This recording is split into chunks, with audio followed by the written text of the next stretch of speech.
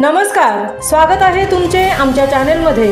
आवाज महामुंबईचा, शोध बातमीचा, कौल मनाचा। चला तर मग आमचे चॅनल शेअर करा, लाईक करा आणि सबस्क्राइब करा।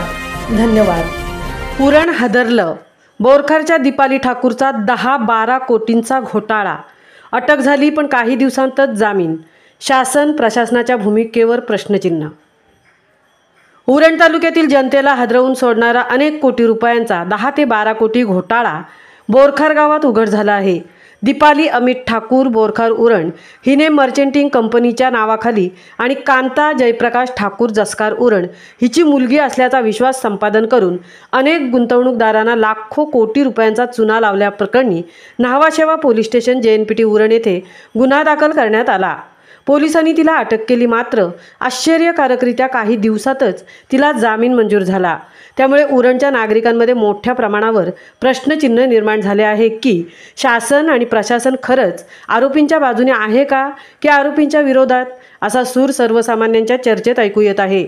सविस्तर माहितीप्रमाणे जसकार उरण येथील मेघनाथ जनार्दन ठाकूर यांची चुलत काका जयप्रकाश ठाकूर व काकी कांता जयप्रकाश ठाकूर नातेवाईक असल्यामुळे त्यांचा विश्वास संपादन करून मर्चेंटिंग कंपनीत गुंतवणूक केल्यास प्रचंड नफा मिळेल अशा गोड आश्वासनांनी लाखो कोटी रुपयांची उकळी करण्यात आली। आरोपी दीपाली ठाकूर हिने मेघनाथ ठाकूर यांना 3 वेगवेगळ्या करारात पैसे गुंतवायला लावले। 15 लाख दिल्यास 3 वर्षासाठी दर 2 महिन्याला 5 ते 6 लाख, 10 लाख दिल्यास दर महिन्याला 8.50 लाख एका वर्षासाठी आणि आणखीन 10 लाख दिल्यास 5 वर्षासाठी दर 2 महिन्याला 2 लाख रुपये देण्याचे आश्वासन। यासाठी कौस्तुभ सुरेंद्र डाकी बोरखार यांचे बॉन्ड घेऊन जर मी पैसे बुडवले तर राहते घर किंवा आवारातील जागा तुला देईन असे लिहून दिले। तसेच निर्मला सुधीर पाटील न्हावा व शहाबुद्दीन शेख मुंबई हे माझे बिझनेस पार्टनर असल्याचे सांगितले।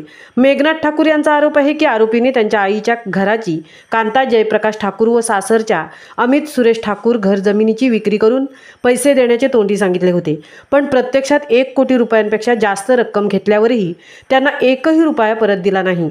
पैशांच्या मोबदल्यात बॉन्ड पेपरवर इतर 2 लोकांच्या नावाने सीताराम थळी विंदणे, कांता जयप्रकाश ठाकूर करार तसेच काही रकमेचे चेक देण्यात आले, मात्र हे सर्व चेक बाउन्स झाले आणि संबंधित बँक खाती बंद करण्यात आली।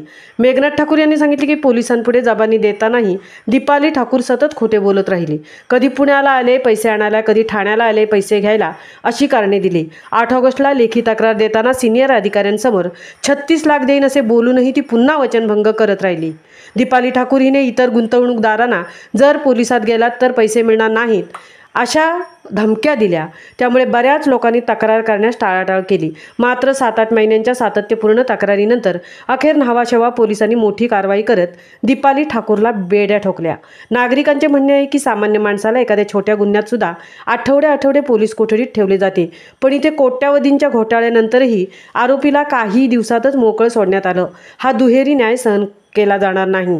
स्थानिक पातळीवर आता गुंतवणूकदार एकत्र येऊन मोर्चा, निवेदन आणि न्यायालयीन लढाई सुरू करण्याच्या तयारीत आहेत। पोलिसांनी जरी सांगितले की सीताराम थळी विंदणे, कांता जयप्रकाश ठाकूर यांच्यासह इतर आरोपींचा शोध सुरू आहे, तरी त्वरित जामिनामुळे चौकशीवर याचा परिणाम होईल का हा सर्वांचा मोठा प्रश्न आहे। आवाज महामुंबईचा चॅनेलसाठी विठ्ठल ममता बादेंसह तृप्ती भोईर, उरण।